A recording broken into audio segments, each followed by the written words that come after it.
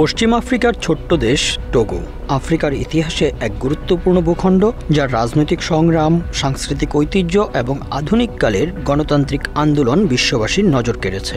দেশটি ৫৬,৭৮৫ বর্গ কিলোমিটার আয়তনের এবং রাজধানী শহর লোমে। ২০২৫ সালের হিসাব অনুযায়ী টোগোর জনসংখ্যা ৯০ লাখের কাছাকাছি।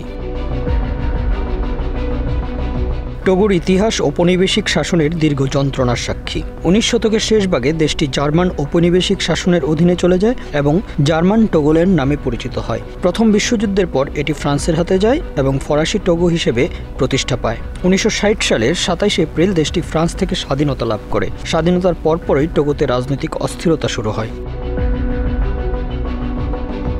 টোগোর ঐতিহ্য মূলত জাতিগত বৈচিত্র্যে নিহিত। দেশটির প্রধান জাতিগোষ্ঠী ইউয়ে, যাদের সঙ্গে গা, ক্যাবরে, টেম এবং অন্যান্য ভূগোষ্ঠীর বসবাস। প্রতিটি গোষ্ঠীর রয়েছে নিজস্ব ভাষা, সংস্কৃতি ও উৎসব। ঐতিহ্যবাহী সঙ্গীত, নৃত্য, হস্তশিল্প এবং ধর্মীয় অনুষ্ঠান টোগোর সাংস্কৃতিক পরিচয়কে বহু বর্ণে রাঙিয়ে তোলে। রাজনৈতিকভাবে টোগো দীর্ঘদিন ধরে কর্তৃত্ববাদী শাসনের অধীনে ছিল। ১৯৬৭ সালে সামরিক অভ্যুত্থানের মাধ্যমে জেনারেল গানাসিংবে আইয়াদেমা ক্ষমতা দখল করেন এবং প্রায় ৩৮ বছর ধরে দেশ শাসন করেন।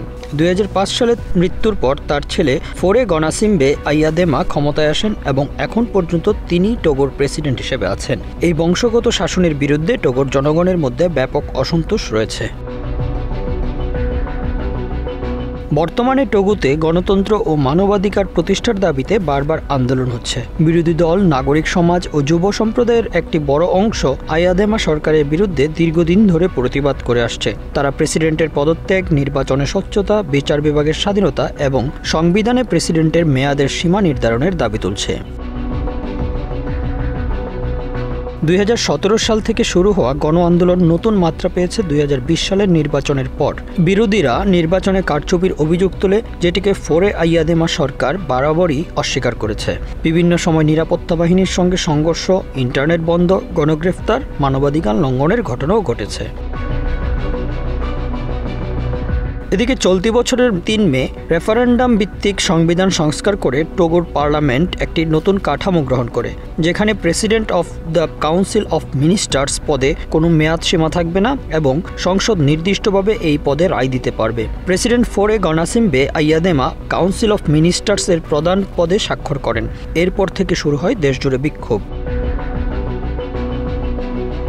২০২৫ সালের জুন মাসের ২৬ থেকে ২৮ তারিখে দেশটির রাজধানী লোমের বিভিন্ন এলাকায় বিক্ষোভ ও দাঙ্গা শুরু হয়। লাখো লাখো মানুষ রাস্তায় নেমে ফোরে গনাসিংবের আইয়াদেমার এক গোষ্ঠীয় ক্ষমতা স্থায়ী করে রাখার পরিকল্পনা ও গণতান্ত্রিক অধিকার লঙ্ঘনের বিরুদ্ধে মাঠে নামে। হ্যান্ডস অফ মাই কনস্টিটিউশনস জোটের ডাকে বিশাল জমায়েতের পর দেশটির সেনাবাহিনী ও পুলিশ রাস্তায় নেমে টিয়ার গ্যাস ও ব্যাটন প্রয়োগ করে বিক্ষোভ দমন করে। প্রতিবাদকারীরা ব্যারিকেড ও আগুন দিয়ে সড়ক অবরোধ করে। নিরাপত্তা বাহিনীও আবাসিক এলাকায় অভিযান চালায়। নিরাপত্তা বাহিনী ও বিক্ষুব্ধ জনতার মুখোমুখি সংঘর্ষে অন্তত ৭ জন নিহত এবং বহু আহত হয়েছে। সহিংসতা দমনে টিয়ার গ্যাস, কাঁদানে গ্যাস, লাঠিচার্জ, বাড়িতে অনুপ্রবেশ, ইন্টারনেট বা সোশ্যাল মিডিয়া প্রতিবন্ধকতা যেমন ঘটছে, তেমনি গ্রেফতার ও মানবাধিকার লঙ্ঘনের ঘটনা ঘটছে। আন্তর্জাতিক সম্প্রদায়, বিশেষ করে Ethiopian community support and advocacy centre এবং আফ্রিকান ইউনিয়ন টোগোর রাজনৈতিক সংকট নিরসনে সংলাপ ও গণতান্ত্রিক সংস্কারের আহ্বান জানিয়ে আসছে, তবে এখনও স্থায়ী সমাধান আসেনি। টোগো আজ গণতন্ত্র এবং কর্তৃত্ববাদের দ্বন্দ্বে দোদুল্যমান। একদিকে ঐতিহ্যবাহী জাতিসত্তার শক্তি, অন্যদিকে রাজনৈতিক দমন। এই দ্বৈত বাস্তবতায় দেশটি সামনে এগোচ্ছে। টোগোর জনগণ আজও স্বাধীনতা ও ন্যায়ের জন্য সংগ্রাম করে যাচ্ছে, যা আফ্রিকার বৃহত্তম গণতান্ত্রিক চেতনার অংশ হয়ে উঠেছে। টোগোর গণতন্ত্রকামী মানুষ কি পারবে ৫৮ বছরের গনাসিংবে আইয়াদেমা পরিবারের স্বৈরশাসন থেকে মুক্তি পেতে, নাকি আরও দীর্ঘ হবে তাদের লড়াই সংগ্রাম? এটা এখন সবচেয়ে বড় প্রশ্ন। Bangla affairs news desk.